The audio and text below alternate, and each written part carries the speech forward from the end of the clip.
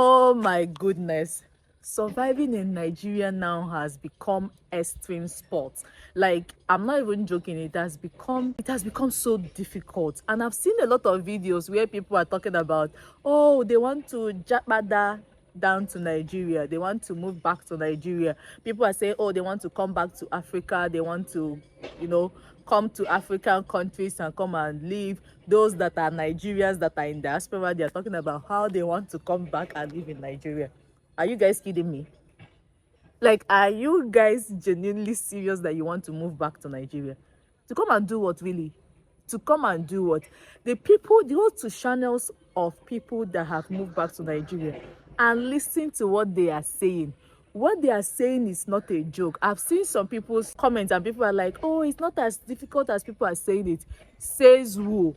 The things that we could afford before, the things that we could afford before, we can no longer afford it. I'm not even going to beat around the bush. I'm going to tell you straight up how the cost of living have skyrocketed in this country. And this, if you like, take it as a joke. If you like, take it serious. But this is my honest truth living in Nigeria. If you have plans to come back, if you think moving back, you are doing a remote job where you are, and moving back to Nigeria will be more cost effective. First, let's talk about security. The insecurity in the country is crazy. I don't know how people define security, but for me, security involves everything: my life, my property, everything in between. It's not, I'm talking about you coming out in the morning to go and do one or two things. I want my money secured, I want my life secured, I want my properties secured, I want everything about me secured. Okay. And when it comes to insecurity in Nigeria, we're not just talking about Borno.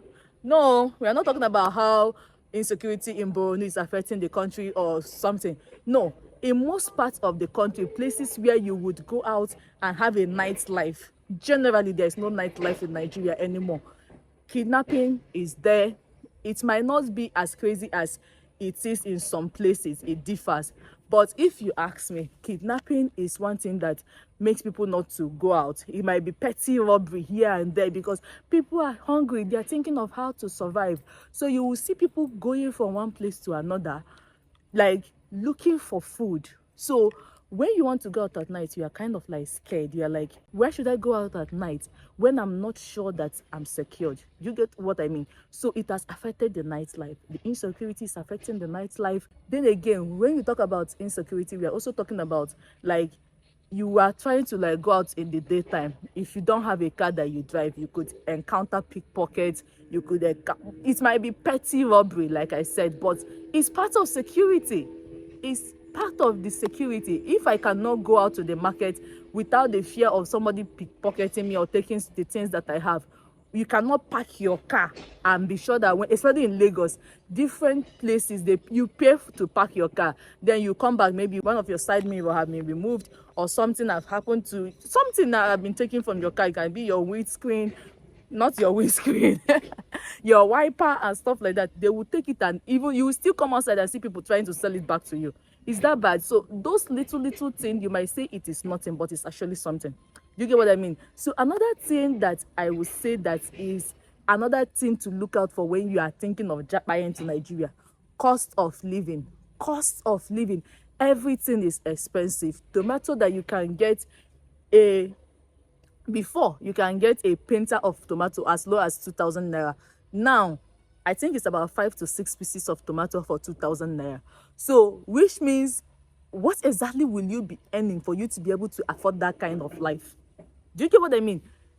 Now, if I manage to cook stew, I thank God. Like, I literally kneel down and give God thanks that I can see stew to eat. Because tomato, guys, you talk about pepper, every day in my head I'm thinking of how to start a farm in my backyard and start planting my own pepper, because I cannot imagine myself buying 5 pieces of pepper for like 500 naira or maybe 400 naira. It's too expensive. Things are way crazy. Things are too expensive for us to start thinking of, oh, let me jump and come back to Nigeria, that things are fine here. It is not.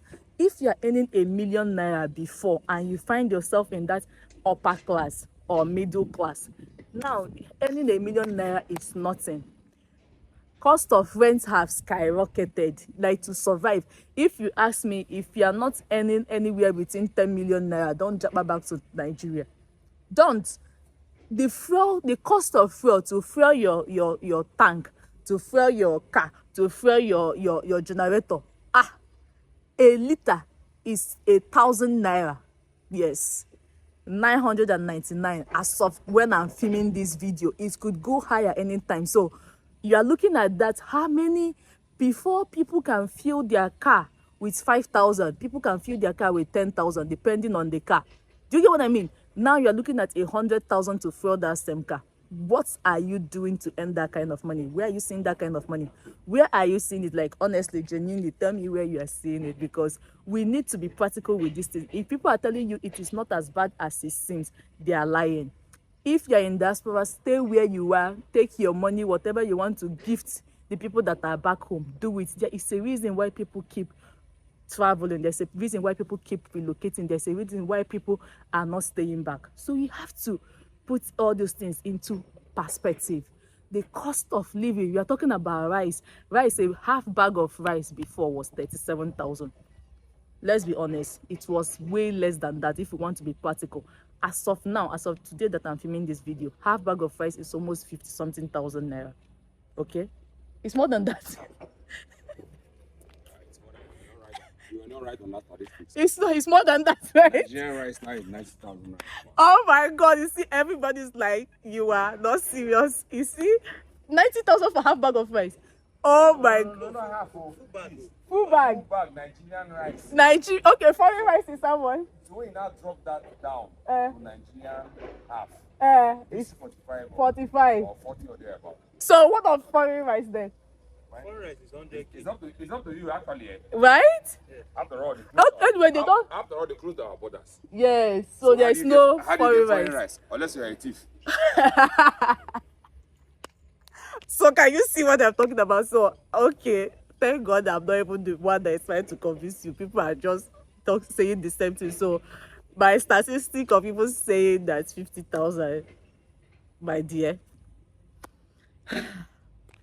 I can't say anything, to be honest. The cost of living is killing the living. I think that's to put it nicely.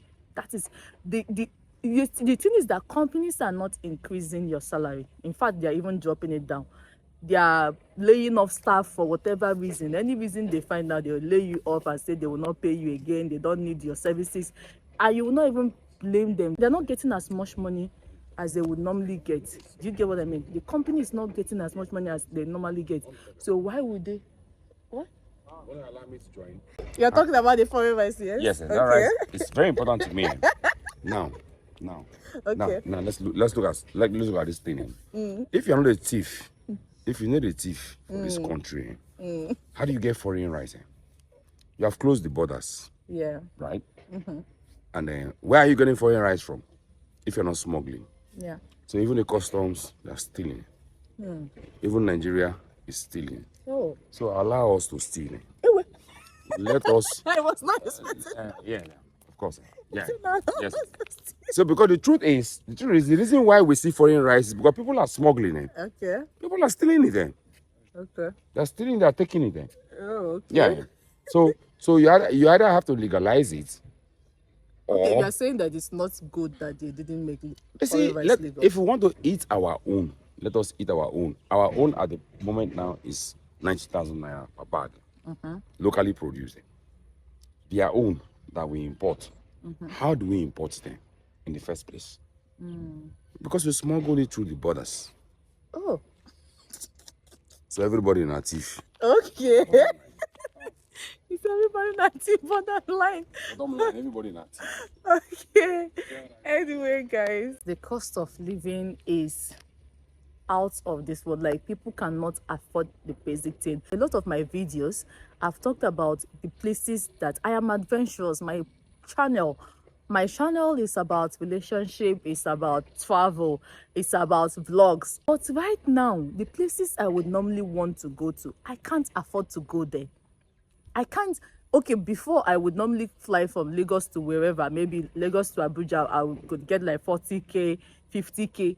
But now you will check, it's 180. to fly from Lagos to Abuja, and I'm just going there to maybe create content for YouTube and stuff like that. I'm not getting that money here as of now. Do you get what I mean? Like, I can't afford these things. Then you might say, okay, let me drive from Port Harcourt. I'm commenting in Port Harcourt. Let me drive from Port Harcourt to Bayelsa to create content. You're looking at the cost of fuel. I have plans of traveling to a lot of places within Nigeria for content creation. I can't afford those things. We're talking about cost of hotel, my feeding, everything. I have to factor all these things in. Before, I could budget these things within 150k, maybe for the weekend, 100 and 200,000 max. But now we're looking at maybe 500k for one trip. We're looking at 700k. When the other time I was telling my employer that as of now, what I'm being paid cannot even take me to Ghana. And I want to expand my content creation to travel to other African countries. I can't do that. But that's not the point. The cost of living. We are talking about spaghetti skyrocketing from 150. Spaghetti that is 150, 100 naira before. We are looking at spaghetti at 1,000 something for one pack. For one pack. And you know how the country is like. The more the prices is increasing, the more the quantity is reducing. They are reducing quantity, they are reducing the quality, everything is reducing. So the cost of living alone is a good reason not for you not to Japada, stay back where you are. Another thing that we have to really talk about that is crazy in this country is noise pollution. I tell you for free that there is no streets in Nigeria now that don't have a minimum of 2 churches and 2 schools. Before it was 1, but now, today, as I'm filming this video, it's a Sunday, okay? I can tell you for free, as I was driving out here, oh my goodness, everywhere is noise. When I mean noise, people are opening up bars people are opening up businesses trying to find money. But as of this point, the religion is killing us. Let's be honest. Every street have a minimum of 3 churches. These people have crusade today. These people have night vigil today. The noise, pollution. We are talking about generators. Listen to where I am. Take a moment and listen. Can you hear any noise? This is how a country should be. Noiseless. There is no light. So which means people are going to find a way to have power. And the source of power is generator.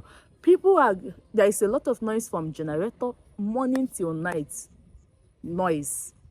You are battling with the noise from generator, you are battling with the noise from churches, you are battling with the noise from school. You cannot have peace and quiet, especially for us that are creators. For us to find a place that is noise-free. I am an outdoor person. I don't like being confined in a room shooting a video. It's not my style. Do I do it? Yes. But what will I prefer? I prefer outdoor. I prefer peace and quiet. I prefer talking in the open. But the noise in this country will not allow you to get that. Generator every day. Every day. Churches, schools.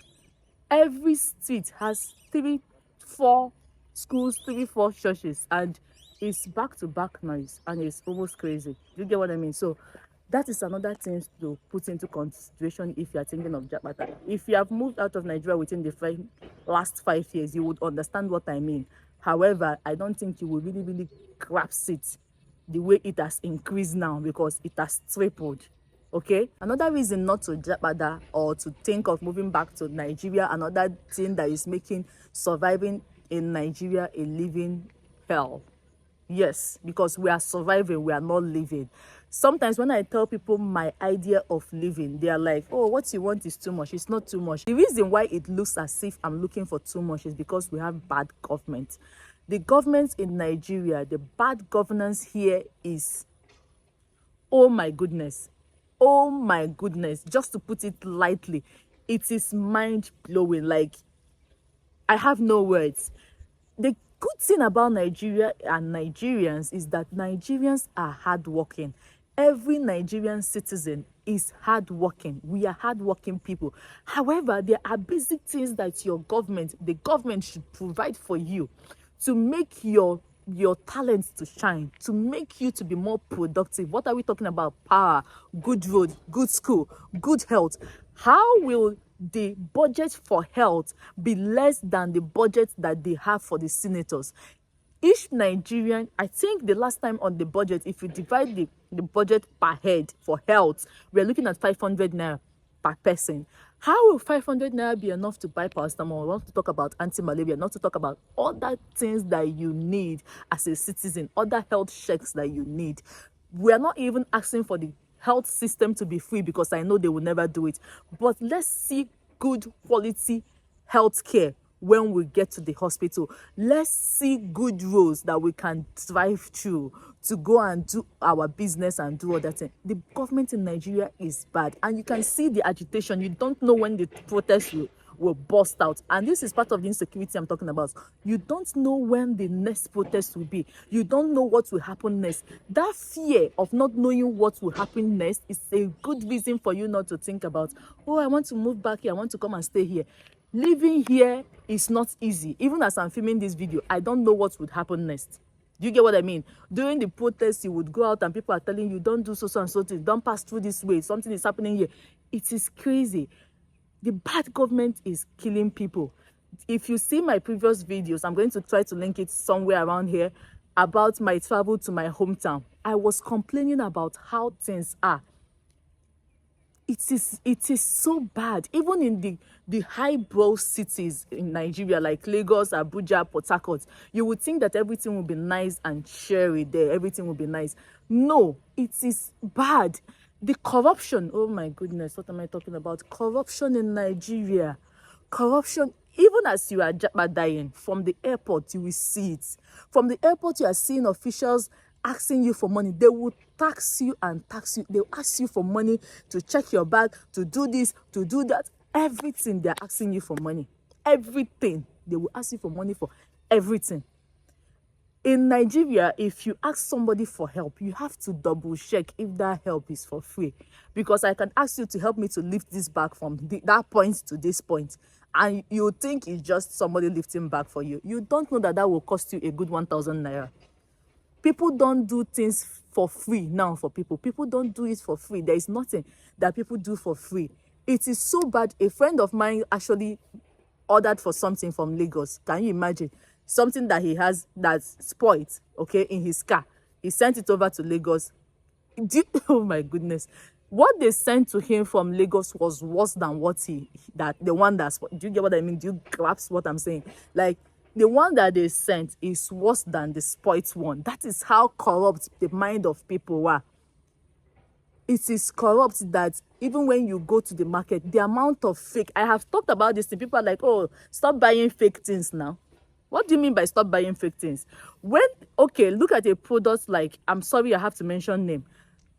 What's the name of this product? Well Woman Original, a supplement that I do take. The woman I buy it from, she's kind enough to tell me that, see, Shade, if I get you the original and the fake, you will not know the difference. In Nigeria, you cannot know the difference between fake and original. Let me tell you. They look the same, they feel the same, they taste the same. So you cannot come and blame the citizens that, oh, why are you buying fake? It is not our fault that we are buying fake. Okay? So it seems as if I am just so angry about this whole thing. But trust me, guys, if you are thinking of relocating back to Nigeria, good luck to you. If I'm you, I will not do it for any reason.